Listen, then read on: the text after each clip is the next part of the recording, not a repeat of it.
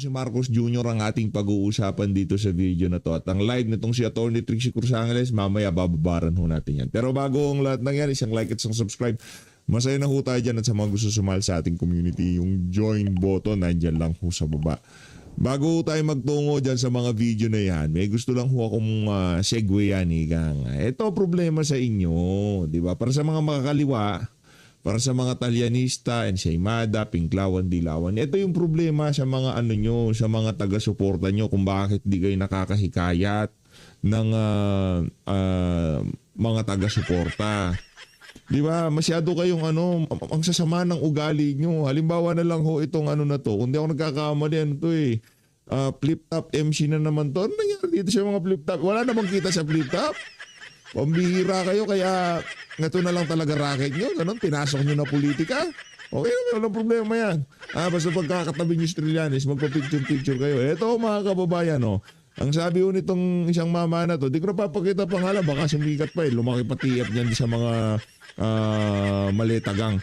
Etong mga DDS trolls, mga halatang walang pinag-aralan. Ouch! Grabe ka naman kuya kung makabanat ng walang pinag-aralan. Since hindi articulate at hindi marunong maglatag ng ideya, halata ding walang trabaho o karir. Since literal, buong araw, nagpo-post sila. Huwag naman ganun kuya. Umbira, halimbawa ako, DDS ako, nagbebenta ako ng pandesal. Wala pang bumibili ng aking malunggay pandesal. Di ba ako pwede mag-scroll sa FB? Nakita ko yung mga kabalbala mo, di ako pwede magkomento, ganon. Nasa na ho tayo, nasa social media age na ho tayo. No, halimbawa nagbebenta ako, nasa palengke ako, hindi naman siguro ako lang pinag-aralan, hindi naman siguro ako troll kaagad noon. Kasi nagtitinda ako sa palengke, wala pang bumibili ng baboy ko, nag-i-scroll ako, nakita ko kabalbalan mo, sasagutin ko, trolls na ako. Yan ang problema sa inyo. Ang sasama ng ugali nyo. Di ba? Kaagad nyo sasabihin, walang pinag-aralan, di marunong maglatag ng ideya, wag ganun. O akala nyo naman kayo lang ang mga sukatan ba talaga ng edukasyon, ng pagkilatis kung anong nangyayari ngayon sa ating bansa? Kailangan ba talagang abogado ka? Kailangan CPA ka? Kailangan ganito ka bago? Yung ba mga walang pinag-aralan sa ating bansa ngayong mga panahon na to dapat hindi na sagutin yung mga post nyo? Base sa kanilang nakikita at nararamdaman na i-experience dito sa bansa na to. Ang kapal naman ng mukha mo kuya. Ganyan ba maglatag ng argumento at detalye ang mga mga pinklawan, dilawan at mga makakaliwang grupo? Ang kakapal na mukha niyo. Ako nasasaktan para dito kay mga malunggay pandesal seller Ako nasasaktan para doon sa nagbebenta ng baboy sa palengke. Napadaan lang naman siya sa post mo tapos sinagot niya yung kabalbalan mo, nagagalit ka. Agad wala ng trabaho. Pambihira naman yan kuya. Huwag naman ganoon. Halimbawa ako nagko-commute ako, papunta ako trabaho, BPO ako. O papunta akong kung saan man ako papunta, basta may trabaho ako. Siyempre, sa sobrang haba ng traffic, ang pampalipas mo ng oras yung cellphone mo. Napadaan itong si Raulong nag-post na to ng kabalbalan na naman. Sinagot ko yung post mo. Troll na ako? Huwag ganun. Hindi kayo mananalo sa 2028 pag gaganyan kasama ugali nyo. Huwag ganun. Diba? Yan ang sakit nyo noong 2022. Yan ang kinatalo ni Leni Robredo. Ulitin nyo na naman. Tatawagin nyo na naman walang pinag-aralan. Yung tipong pagka wala kang pinag-aralan, wala ka nang say sa bansa na to, ganon. Di ka na pwedeng pambihira naman tong kuyang na to. Sila talaga suitable target for recruitment ng troll. Troll armies, no? Wala na ngang silbi sa buhay, salot pa sa bansa. Pambihira ka naman, kuya. Huwag kang ganyan Hindi, matatalo na naman yan kayo sa 2028. Walang makakaupong makakaliwa. Matatalo mga pinklawan, dilawan. Yung mga Marcos, walang kwenta. Hindi na talaga mananalo yan. Di ba? Ngayon, ito mga influencer nyo. Napakalayo kay PH Update. Patay nyo. Dito, Egay Erice ang aking i-recruit. Di ba? Pinapakita ko na with open arms, yayakapin namin kayo. Di ba? Ito, pag wala kayong trabaho, ang dating parang di na kayo pwedeng magkomento. Di ba? Ano daw suitable target daw para sa recruitment ng troll farms. Di pwedeng nagko-commute lang ako, nakasakay ako sa jeep, nakasakay ako sa LRT, tapos napadaan sa akin yung walang kwenta mong post, tapos nag-react ako ng lap-react ako, nag-comment ako, magpa-rehab ka muna, yung tipong gano'n na ba na troll na kagad? Halimbawa, pag nabasa ko to, feeling ko addict ka, nag-comment ako, troll na ako? Lang yan, kaya hindi kayo mananalo. Ito, rektaw tayo, lipat tayo. Yan ang sinasabi ko. Anin nyo na ho yan. Yung mga flip-top MC na yan, ginugutom ho ata sila nung kanilang amon na bata rin nitong si Ping Lacson. Let's go! Diba? Ginugutom na ata sila eh. Hoy, dagdagan mo TF ng mga bata mo. Baka wala nang makain yung mga yan, oh. Diba? Siya bagay, tama naman ginagawa nila na yan. Yan ang ikakatalo ng mga nag-hire sa kanila. Siguraduhin nyo lang yung perang binibigay sa kanila, hindi galing sa maleta. Baka anti-corruption kayo ng anti-corruption. Tinatanggap nyo naman pera, galing maleta, mga siraulong to. O next, itong mga flip-top MC na to, walang pinag-aralan. Nakala mo naman, magparehab ka muna, walang niya ka. O, VP Sara Duterte remains highest rated top official in the latest SWS survey. Sinasabi ko, yung mga ganyang klaseng balita, yan ang nagpapaganda ng ating linggo. Wala pa na. Linggo pa lang ngayon. Dapat PH, araw ng linggo, huwag masyadong mainit ang ulo. Approve. Ano tayo ngayon? Ika nga yung medyo kalmahan lang natin ng konti, no? Alam natin nakakainit ang ulo pagka nakakabasa tayo ng mga ganong klaseng banat, kailangan ho nating ika nga maghinay-hinay dito sa PH update, no? Bukas na yung balagbag serye bukas tayo, ha? Birthday ni ngayon? Attorney Jimmy Bondok, ha? Mega love shoutout. Senator Jimmy Bondok, palakpakan natin. Yeah. Ano ho niya, kaarawan ho niya ngayon. Di pa magpapakantuntong si Attorney Jimmy Bondok? Sa babae nitong si Attorney Jimmy pupunta ako. Gusto lang pala kumain ng pasik canton no? O kaya palabok. Yan, masarap yan. Palabok, pasik canton, pasik bihon. Pasik gisado, basta pasik. Pahabain natin ang buhay nito si Atty. Jimmy, di ba? O dito tayo sa bangag natin presidente. Game!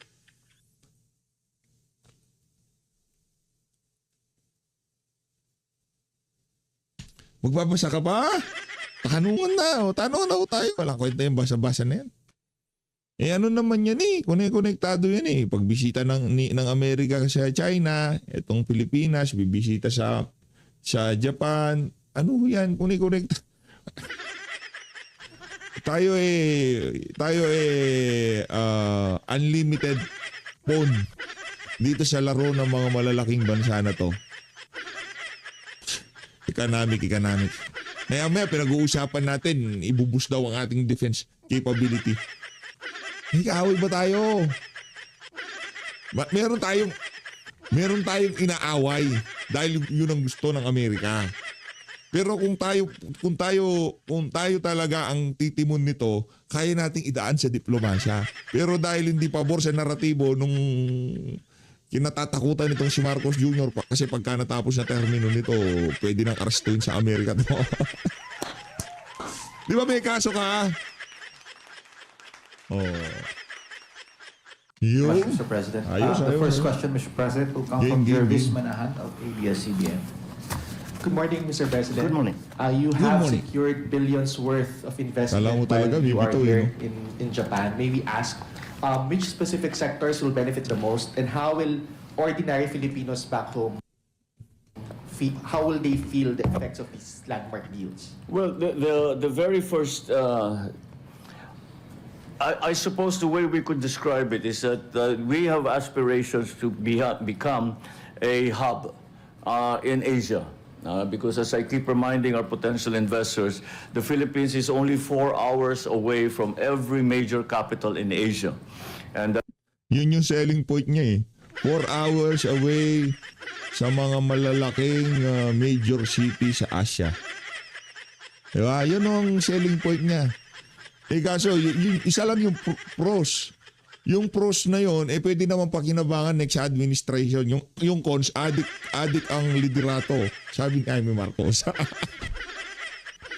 Dapat pagka sinabi mong 4 hours away in major cities, diba, sa Asia, dapat sinabi mo ang problema dito nagkakawalaan ng maleta. Diba? Yun ang problema. that puts us Bihira ka geographically naman, at the center of Asia. So we are Center of what we have the agreements that we signed were generally in the semiconductor industry and the shipbuilding industry and some of the other high-tech industries, and then also between Mitsubishi, Toyota, car vehicle automotive manufacturing and parts manufacturing also in the Philippines.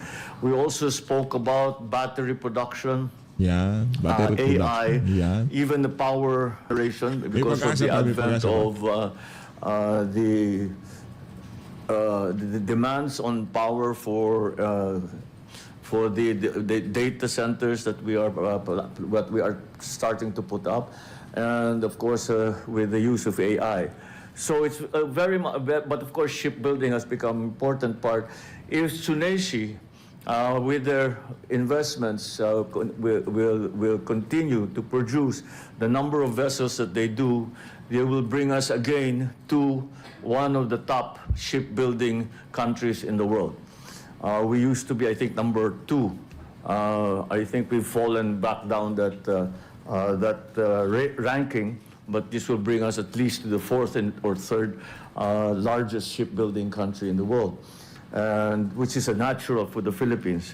So most of what we were talking about were really to look forward for the future and try to engage partners so that we are ready, we are able to be trained, and we are ready with the infrastructure and the ecosystem that will support these new high-tech industries. So I suppose the biggest areas will be semiconductor, high-tech industries, and shipbuilding.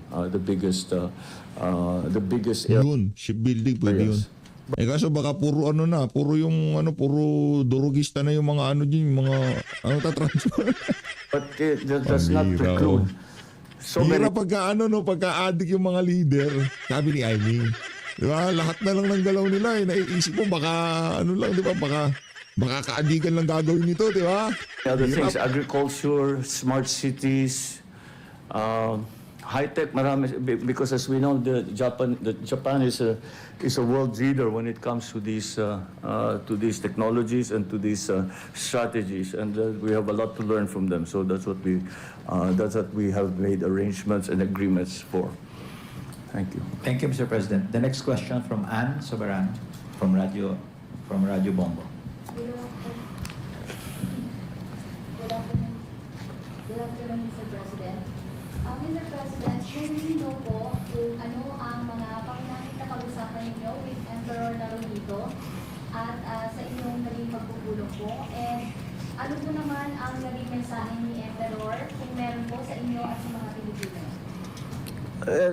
Ganon din at pinag-usapan sa namin ang pagpapaganda, papalago, papalapad at papalalim ng relasyon ng Pilipinas at saka ng Japan. At dahil hindi napag-usapan din namin kung ano yung mga maaari pang gawin upang maging mas malapit pa ang ating dalawang bansa. Nung state dinner, nakasama His Majesty the Emperor at saka Her Majesty Empress, ay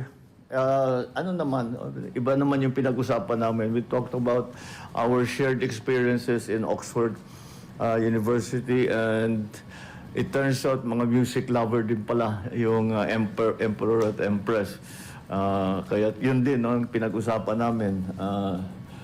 Dahil talagang pare-pareho ang mga pinagdaanan din namin. And it was a very Hindi naman nagnakaw yung mga yun, pambihira ka. Pati ba naman yung emperor ng Japan, idadamay mo po. Ano pareho kayo ng pinagdaanan? Hindi naman na-exile yung mga yan, emperor yan. Baka marinig nila, sipain ka nila dyan. Kung sasabihin pareho kayo ng pinagdaanan, hindi na-exile yan. Hindi sila nagnakaw, hindi sila naging diktador. Hoy! Kapal na mukha mo ha. Oh. It was a very, shall we say, warm conversation, and we were very flattered that although we of course the Japanese are very strict about formality and ritual, but once we did that, the emperor and the empress were very, very warm. And treated us like long lost friends, for which we are very grateful to the emperor and the empress. Their majesties were as gracious and as hospitable as any other host that we have had. Salamat po, Mr. President. The next question from Luisa Cabato of The Inquirer. Good afternoon po, Mr. President. Can you tell us more about the Philippines' deal with Japan regarding weapon exchange and intelligence sharing? How will this be utilized in asserting our rights in the West Philippine Sea, especially since China continues to ignore the 2016 arbitral award of the South China Sea? Well, I think in terms of those items, we reinforced our continued commitment to the rule of law, to international law, to the UNCLOS for freedom of navigation in South China Sea, and that is something that we have based all of our dealings with Japan on, especially in the defense and security aspect of it. The sharing of information is not necessarily military or intelligence information. We're talking about the weather, we're talking about smart cities, we are talking about the satellite information that they have that we might not have for increased agricultural productivity. So it really covers a great many, marami, hindi lamang pag sinasabing intelligence sharing, hindi naman talaga just intelligence din tawag ang katotohanan dyan, information sharing. Dahil marami silang mga gamit, marami silang satellite, marami silang mga systems na tayo wala. Tutulungan tayo na para dun sa information. Pinaka-importante dun yung weather. Sharing para weather forecasting kasi napakagaling na ng Japan tungkol sa meteorology. Kaya't malaking bagay para sa atin yun na makapag-forecast tayo ng mga bagyo o saka ng ulan, ng El Nino, lahat yun. At napaka-importante para sa ating mga magsasaka at saka para sa ating food supply. Next question, Mr. President. Kaya bang kaya bang pigilan yung rumaragasang baha? Okay, pagpalagay na natin na forecast na natin. Naandyan na, sabi ng ang tawag doon, ng meteorological, ang tawag doon, yung organization o agency ng Japan. Bagyo, papalapit sa Pilipinas. Yan na. Anong gagawin natin? Yung panggawa ng flood control, i-deliver sa Ilocos Norte. Walang yan. Anong gagawin natin sa information na papalapit ang bagyo? Evacuation. Ano mangyayari doon sa mga iniwan na bahay? Lulubog sa baha. Bakit? Dahil linakaw yung pera. Pambihirang yan. Then from Maricel Halili, TV5. Sir, magandang tanghali po. Sir, on local issues po, sir.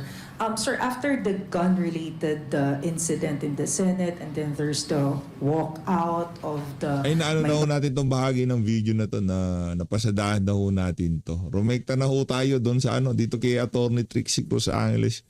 Ay, naano na ho natin to na talakay na ho natin to doon sa ating mga naunang video. Ito, rekta ho tayo kay Attorney Trix. Okay. Wala kang sounds, attorney. Hindi ito legal. Yun. Bahala ka na. Ikaw ang mag-file ng kaso kung sa tingin mo hindi ito legal.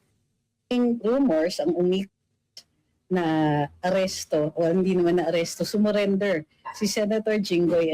Paksa natin yung araw na ito ay ang mga pangyayari ukol pa rin sa ating Senado, flood control, impeachment at lahat na ng mga related aspects nun. So bago tayo magpatuloy, huwag pong kakalimutan like, share, follow, and subscribe. Umpisahan na po natin. Okay. Alright, so magandang gabi. Ito na po. Ang pangyayari ngayong araw na ito, very interesting. Nag-umpisa po yan sa, of course, na aresto, o hindi naman na aresto, sumurrender si Senator Jinggoy Estrada nung lumabas ang balita na nag-issue na ng warrant ang isang branch, isang division ng Sandigan Bayan. Doon sa division na yon, mayroong siyang charge na graft, violation ng Anti-Graft and Corrupt Practices Act, ukol doon pa rin sa isang flood control project. So, ayon sa warrant of arrest, ang kanyang piyansa ay nakaset sa 90,000 pesos. Agaran siyang pumunta sa Senado kasama ang kanyang mga abogado at nag-file ng bail. Nakauwi rin siya ngayong araw na ito. So, maraming rumors ang umikot bago yung nag-umpisa, no? Bago na-issue yung warrant, ilang araw na pong binabantayan yan. At in fact, nagbigay pa nga ng statement si Secretary John Vic Remulla na we have eyeballs on him. So, thinking na yun na nga, pag-issue ng warrant, ikukulong na siya dahil mayroon siyang charge na plunder. Hindi po lumabas ang warrant para sa plunder ngayong araw na ito. Bagkus ang lumabas ay yung warrant doon sa graft. So, given na naka-bail po siya, i-expect natin na exciting na naman ang Senado sa Monday. In the meantime, nagbigay naman ng statement ang Pangulo ngayong araw na ito na he watched with horror doon sa mga pangyayari sa Senado at sinabi nung panahon niya, hindi naman daw po nangyayari yan. Sabi niya, mababaw na daw ang usapan. Kakaloka. Talagang nagsalita yung isang taong yon tungkol sa kababawan. In the meantime, nag-order naman, in-announce naman ni Senate President Alan Peter Cayetano na mag-create ng subcommittee ang Blue Ribbon Committee para lang talakayin o imbestigahan o dinggin ang mga issues dito sa flood control. Sa madaling salita, itutuloy yung pagdidinig doon sa flood control, pero tututukan ito ng isang subcommittee at ang chairman ng subcommittee na yon ay si Senator Rodante Marcoleta. Nag-issue naman ng statement si former Senate President Tito Soto, na hindi pa yata lumilipat ng opisina, at sinabing hindi daw legal yun. It is not legal. Eto ngayon, ang strategiya na nakikita natin na mangyayari. Yaman din lamang na ang ginagawa ng kabilang panig at ng NBI at ng iba pang mga ibang law enforcement agencies ay maggagawa ng isang hakbang o aksyon na kahit sabihin pa nilang hindi ito legal, bahala ka na. Ikaw ang mag-file ng kaso kung sa tingin mo hindi ito legal. Now, there's nothing wrong with that. However, ang nakikita natin ay itinutulak talaga ng ilang mga ahensya sa gobyerno o mga personalidad o mga opisyales sa administrasyon na itulak yung hangganan ng pasensya natin. Dahil ang ginagawa nila ay halatang halata in some instances na hindi naman makatarungan katulad ng attack doon sa Senado. Katulad ng pag-aresto at pagdala sa Hague ni dating Pangulong Rodrigo Duterte at yung ina-attempt din nila ngayon na gawin kay Senator Bato at iba pang mga personalidad na posibleng haharap din or humaharap din o nabanggit bilang mga respondents sa ICC case. So, since gano'n naman ang ginagawa nila, posible ditong mangyari ay sabihin ng Senado, okay, gagawin namin ito kung tutol kayo, o edi sige, file niyo yung kaso sa Korte Suprema, kuha ka rin ng TRO, in the meantime, itutuloy namin ito. Alright. So ito na ang pinakaiintay. Ayon doon sa kalendaryo, June 4, mag-umpisa na po ang mga pagdidinig sa Blue Ribbon Committee. Exciting ang mga pangyayari ngayong araw na ito. Of course, yung pinaka-exciting ang yung paglabas ng warrant ni Senator Jinggoy. Ayon sa kanya nga, ay nagpa-file pa siya may pagkakataon pa dapat siyang makafile ng motion for reconsideration. Hindi na po ito inintay at isinulong na sa Sandigan Bayan ang kanyang kaso. Pwede naman yun, no? It's not illegal, pero in many instances, iniintay ng ombudsman yung motion for recon bago i-file sa Sandigan Bayan yung kaso. Yun pa man, like I said, di naman yan illegal. It's just na, di ba, it would have been more complete or mas kumpleto yung pagdidinig doon sa respondent kung sana'y binigyan nila ng pagkakataon na marinig yung kanyang motion for reconsideration. So, para dun sa mga parating nag-aalala sa mayorya, ano yung sinabi natin the past few days? Di ba iniiwasan natin talagang sagutin yung mga katanungan tungkol sa paano yan kung may maaresto, paano yan kung ganito, ganyan. Hindi ba't hindi kami sumasagot? Bakit? Kasi hindi pa nga mangyayari. Hindi pa nangyayari. Yung kinatatakutan ninyo ay natatakot na kayo. So, eto, alam natin na lalabas ang warrant ni Senator Jinggoy at lalabas din ang warrant later on ni Senator Marcoleta. Pero nangyari ba yung kinatatakutan? Na ano ba siya? Nakakulong ba si Senator Jinggoy nang walang bail? Hindi, di ba? So, yung mga nag-aalala tungkol sa recalibration o reconfirmation, reconfiguration ng mayorya sa Senado, wait lang, di pa po tapos. Besides, mag-recess na uli ang Kongreso after Wednesday. So, ang tutuloy-tuloy lang ay yung Blue Ribbon Committee. Sa madaling sabi, after Wednesday, hindi pa muna magkakaroon ng kahit anong attempt na magbago ng forma ng mayorya. So, wag po munang nag-aalala. Wag rin po muna kaming kukulitin. Kasi sinasagot naman namin, kaya lang paulit-ulit. No. Yung pag-summon ba sa BRC need ng voting? No. Mag-move lang yung isa, pwedeng mag-second, tapos na. Sabi ni si Kerong Panday, kapag may nag-walkout during flood control hearing, alam na this. So, sabi ni Ana Eliu, magandang gabi po, bravo Senator Jinggoy, excited for the coming June.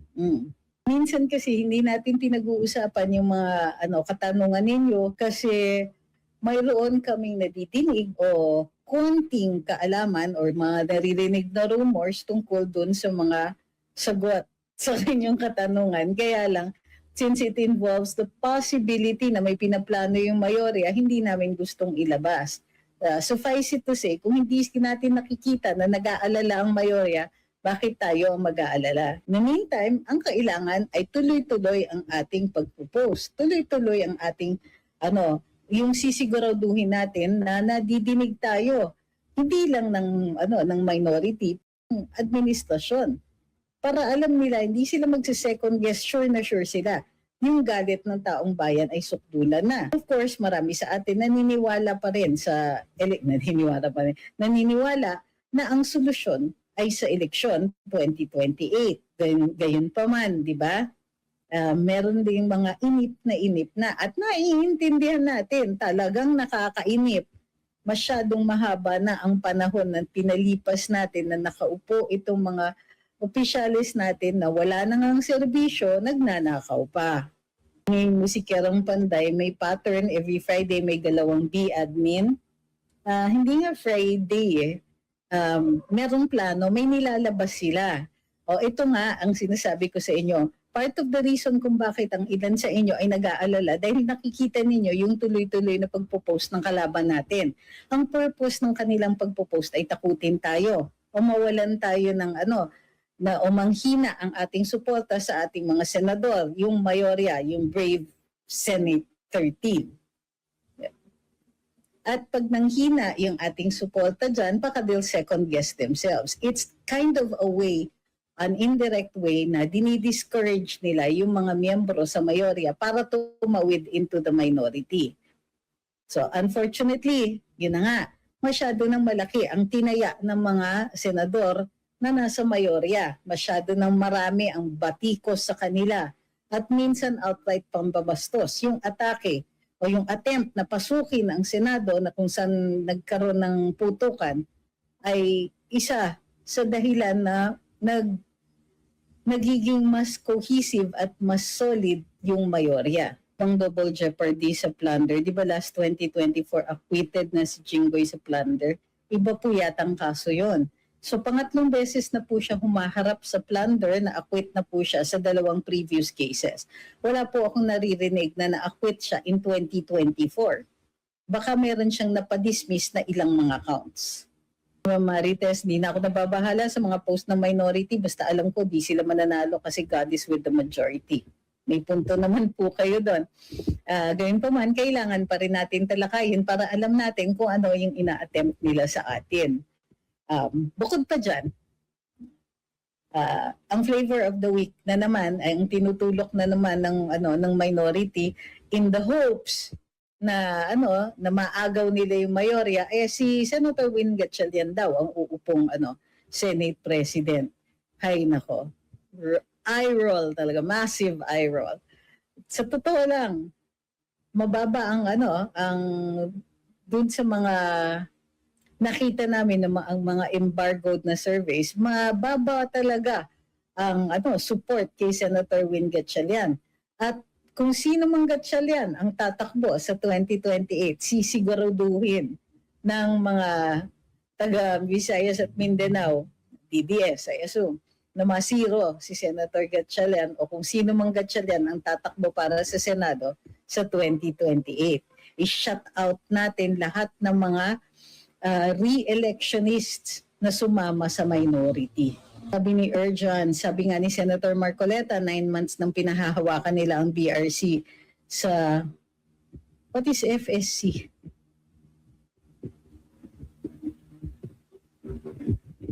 Wala, hindi ko alam. Wala na, hindi ko na matutuloy yung sente.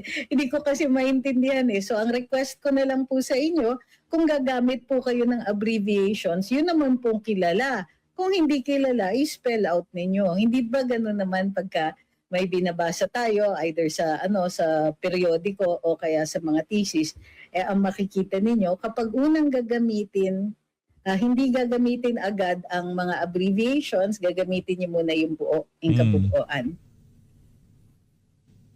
Yung initials. Sabi ni Francis na iyak si Soto, illegal daw yung subcom. Umiyak? Baka parang ang feeling ko, ang minority, kaya nga ang lalakas ng loob kapag sila yung bumibira. Pero pag sila na po ang nagiging object ng operations ba, o ng galawan ng minority, hindi nila kinakaya. Wala ka naman naririnig dun sa mayorya nung may walkout.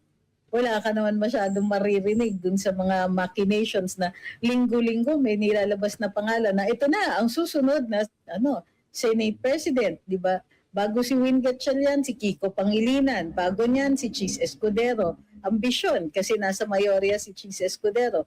Before that, si Senator Loren naman. So, halos linggo-linggo, naglalabas sila ng pangalan ng bagong Senate President. Pero hanggang ngayon, di pa rin natutupad. Di ba kakasabi lang natin, Sir Ray, bakit tayo maniniwala doon na sa mga nasa kabilang panig? Linggo-linggo naman, sinasabi nila yon. May coup next sa Senado, may coup, ganyan, mababago na, maaagaw na, whatever. Una-una, hindi po talaga mangyayari yan. At kahit may tumawid na isa, hindi po mapapalitan kung sino yung magiging Senate President. Kasi you need 13, sabi ni Ian Cruz, ang kupal nito.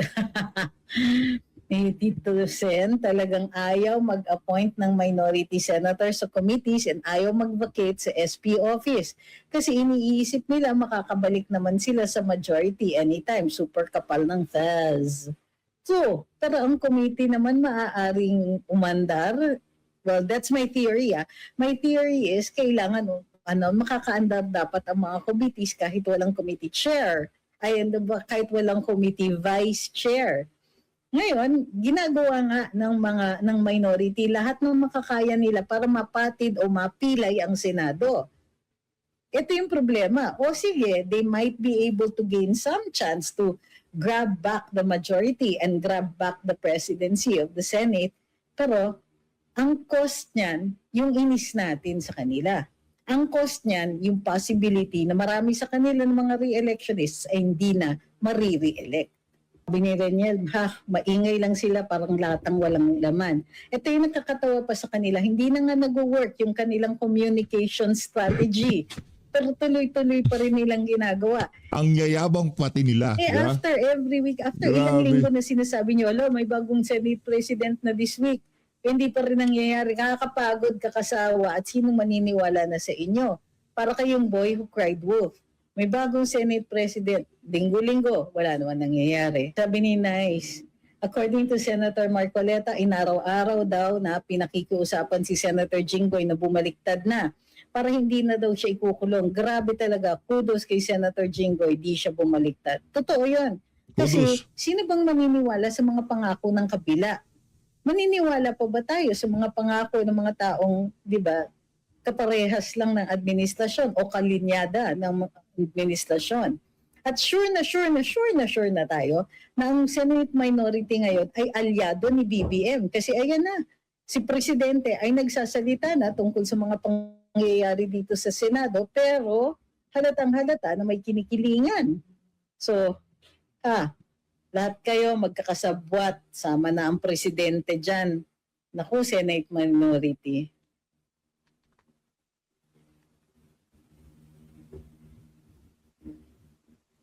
Sabi ni Julian's World, ang claim ni Senator Ping sa interview niya, nasa panig daw sila ng taong bayan, pero naka-off ang comment section. Diyos ko, di ba? So tama, ayaw pa nga bakantihin daw ni Senator Soto ang opisina ng Senate President. At ayaw nilang maglagay ng mga vice chair na mga kinatawan ng minority sa mga committees. Akala nila kaya nilang maantala ang komite. Di itutuloy na lang yan ng mayorya.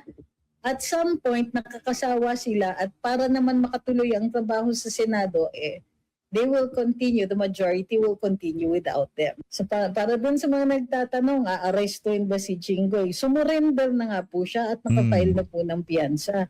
Nakauwi na po. Sandali lang yun nangyari. Nakamerienda na, nakapahinga na, nakatulog na. Ito naman si Kuya. Oo. Sabi ni Silent Poison, tactics nila yan sa majority para mabahala ang mga minority sa isa't isa kung sino sa kanila ang tinutukoy. Sabi ni Gary Boy, may napanood daw siya, pwede daw magmosyon ng minority na i-vacant ang lahat ng chairmanship para di matuloy ang hearing sa BRC. Paano sila mananalo? Sinong boboto para sa motion nila? Pwede sila mag-file ng motion, pero matatalo yung motion na yun kasi hindi naman nakuha si Senator Jinggoy. So, anong inaasahan nila? Naman na maipapanalo nila? Mag-motion ng minority, wala naman silang numbers. Remember, hindi pa nakukuha si Senator Jinggoy. Yes, June 4. Actually, sabi ni Wenwen, legal po ba mag-issue ng NBI yung subpoena against Bato's wife? Pwede, legal naman mag-issue ng subpoena at legal din naman na hindi siya puntahan. Kasi ganito po yun, hindi pwedeng pilitin ng Senado na magtestigo ang isang asawa laban sa kanyang asawa.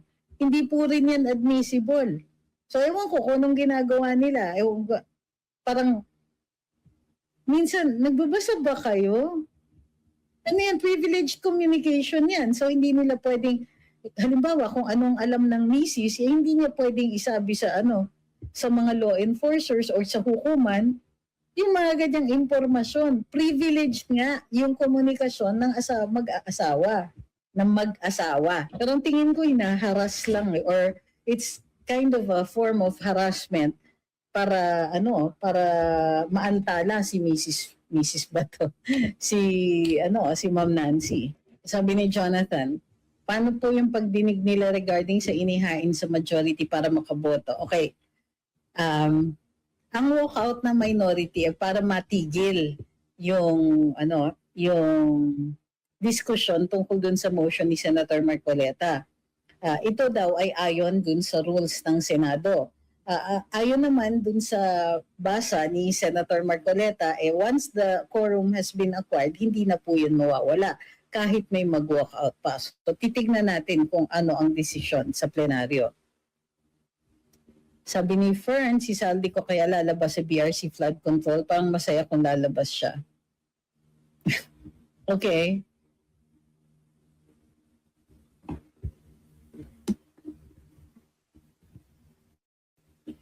Sabi ni Reniel, ayaw nga nila makipagdebate, magmomosyon pa ba sila? Yung ang simpleng botohan bago sila nag-walk out, ayaw nila makipagdebate, motion pa kaya sa madaming batuhan sa Senado.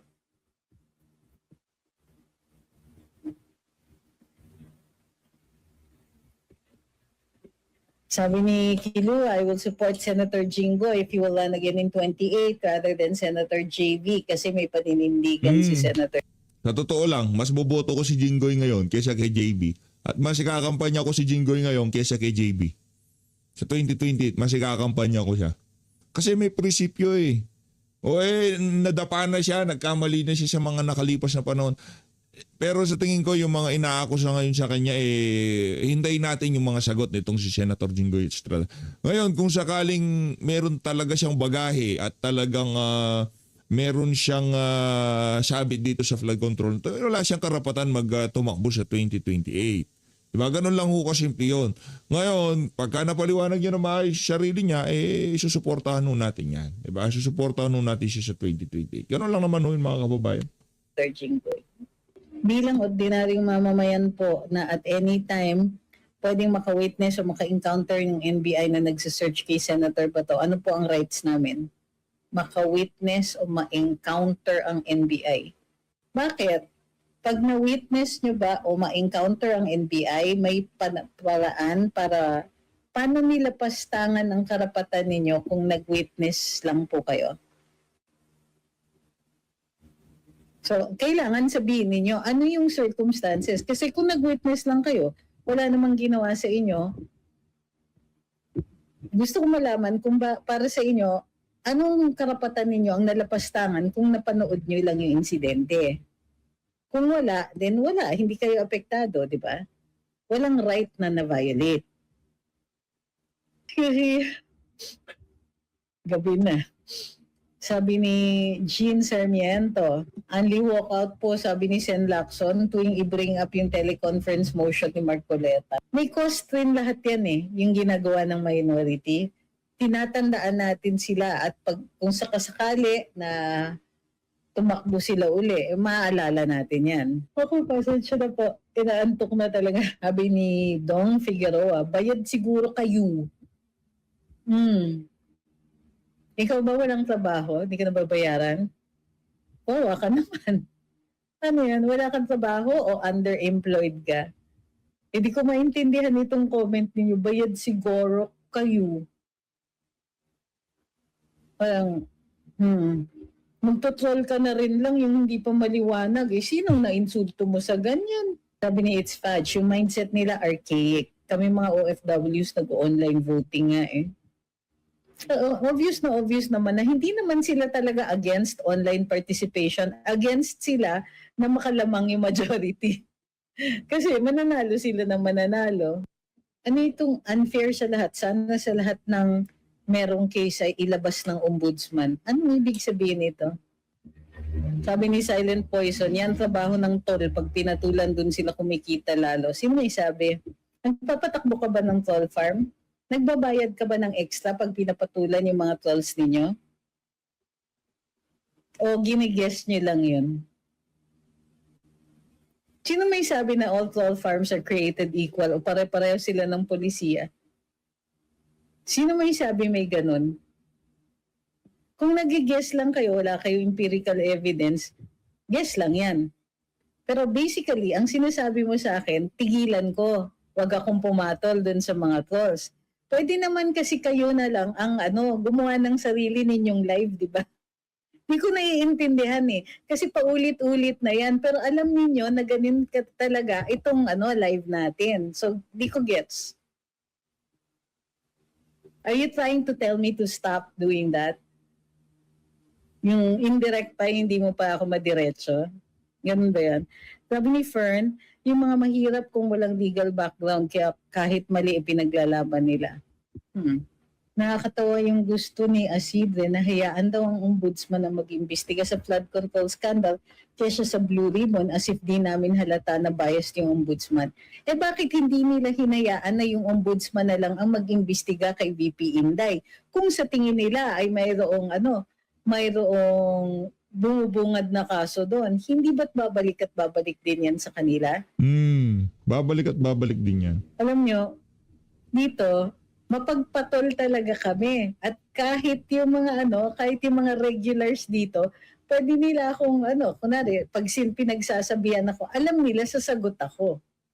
So, yung kaya walang snowflakes talaga dito, maliban lang dun sa mga tol. Sabi ni Aquarius, sa kasalukuyang sitwasyon ng Senado, nakikita ba ninyo na mas umiira lang rule of law or rule of politics? Palagay ko rhetorical question yan. Sabi ni Francis, may masamang plano na naman sina Pink na banggit niya sa interview niya kay Karen Davila, dakilang Karen ng Pilipinas. Ba't hindi mo pa sinabi kung ano yung binabalak? Hi Chris, dapat lang yung patulan so they don't think they can push us around like the kakampinks. Bakit ganun yung BBM supporters? Kasi may kasamahan ako sa trabaho, panay post sa BBM admin. Marami daw nagawa at mga DDS daw, mga bobo. Natatawa na lang ako, nakakalungkot talaga, hindi pa nagigising. Wala na. Paano mo aasahan? Mahirap gisingin yung gising na. Nagtutulog-tulugan. Sabi ni Jonathan, tama po. Yung mga trolls naman po, puro paninira lang naman statement nila. Pero sa topic o issue na pinag-uusapan, walang alam. So, at saka iisa ang style. Heckling. Hindi pa nga original yan eh. Kasi yung DDS talagang nag-umpisa niyan. Kasi nga, napaka-self-righteous ng mga kalaban at the time. Yung mga election campaign season. Matakbong presidente si Digong. Pagkatapos, merong mga let me educate you type na mga hirit na mali-mali pa. Nakailang beses ako natablahan ang ilan sa mga, hindi sila trolls yung mga talagang naniniwala, yung mga true pinks o true yellows na kung makapost sa social media, yung bilib sila na tama sila. Tapos pag binoint out ninyo, actually ganito yung batas, iiyak. Sasabihin, ano ka naman DDS ka O ngayon, sabi ni Great Wall, walang kwenta walkout nila sa Monday kung present si Cheese. 12 majority plus 1 minority na maiwan para mag-motion sa pag-check ng quorum. Di 13 sila, may quorum pa din. Ito yan, isa pa pala yun, na sinasabi ni Erwin Tulfo na baka may mga 3 daw na lilipat sa minority. Ang basis niya, ang basis niya body language. Di ko alam, eksperto pala siya sa body language. Tingnan natin kung totoo yung body language na yun. O baka naman yung body language was only an expression for the time na nakita niya yun. Ano po ang brand ng lipstick ninyo? Tom Ford? Tama ba yun? Something like that.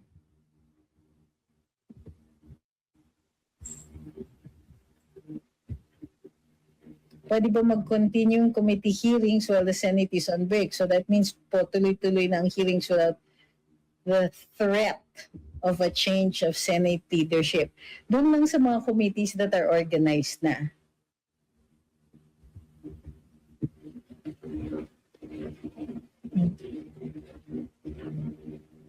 Wala naman pong binigay na dahilan si Senator Cheese.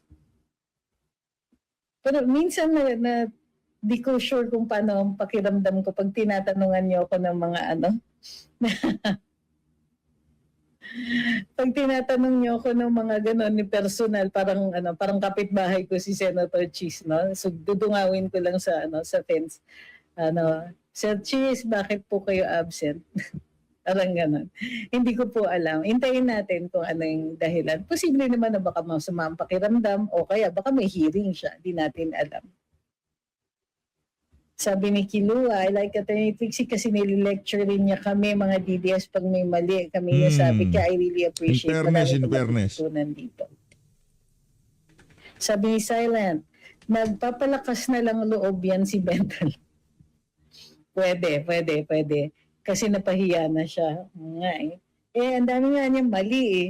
Halimbawa, yung galit na galit siya, yung pala, galit na galit siya dun sa sabi niya, basta galit na galit siya sa remote participation. Sabi niya, bakit daw boboto ng ganun? Bakit daw sila minamadali? Ni-remind siya ni Senator Alan Peter na ang pinag-uusapan pa lang po dito ay yung motion on the motion. Easy, pasensya na po. Sabi ni Tungtung, yung mga pink, ang sasama ng loob, sasama ng loob, nung yung senador nila ang nasabihan na walang background sa law. Samantalang nung eleksyon sila gustong-gusto mag-educate kuno ng mga botante. May ganun, Natawa ako dun sa sagot ni Senator Risa. Ang sabi ni Senator Risa, hindi nga ako abogado, pero 10 taon na akong senador. O ngayon, pag 10 taon ka na senador, pwede ka na mag-bar exam.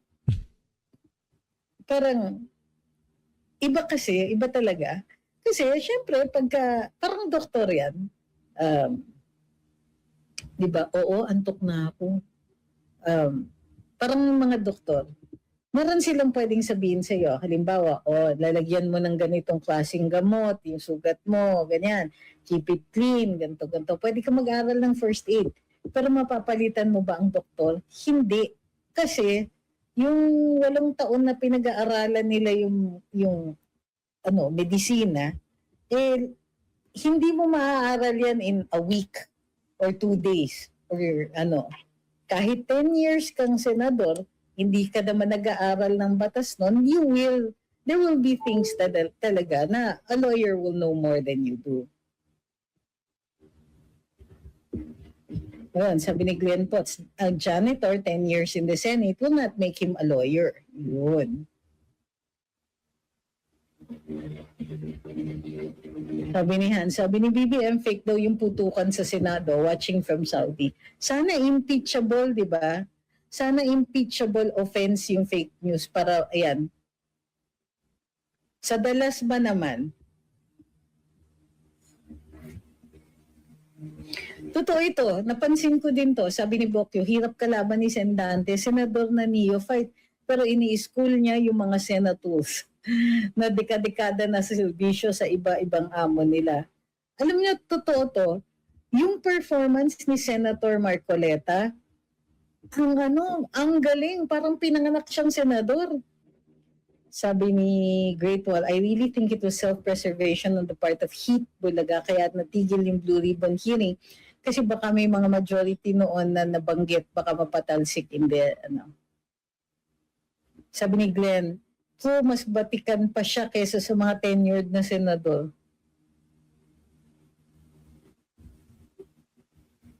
Sabi ni Jean Wong, I noticed that Pinklawans are only concerned about themselves and not the country. They only want to feel that they are above the Filipino. Matagal na nilang sakit yan.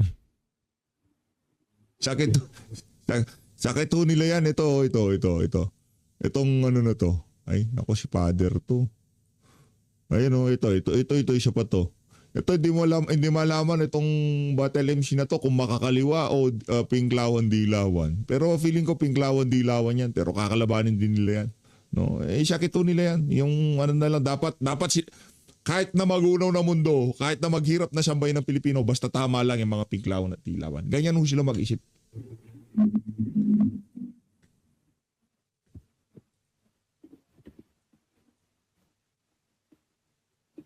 Sabi ni Ma'am Marlene, yung ibang senators ang tagal na sa Senate, hindi man lang kumuha kahit crash course sa batas para hindi man sila nilalaman ng magagaling na abogado. Hindi totoo yan, ma'am. Teka, sabi ni Ma'am Dalia, if you need 16 votes to convict and 9 votes to acquit, paano kung both votes? Ma'am, hindi po kailangan mag-concur. Basta, kung hindi maabot ang 16 votes, tapos na. They don't need 9 votes to acquit. You only need that kapag lahat magpa-participate. Ganito po yun. Sa 16, regardless of yung mga natira, mag-acquit, mag-abstain, umabsent, yung mga ganyan. Basta dapat 16.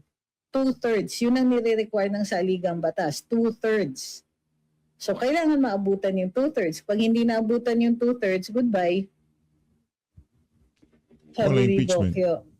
BBM seems to be on the offensive now based on statements he made. Ayun na nga mga kababayan, kung gusto nyo tapusin yung video na yan, punta lang ko kayo dyan sa Luminous by Atty. Trixie Cruz, Angeles, and Ahmed Paglinawan. Maraming salamat to. Punta lang ko kayo sa FYT page nitong si Atty. Trix. Maraming salamat, Atty. Trix. Mag-ingat ko kayo lahat. Mahal natin Pilipinas.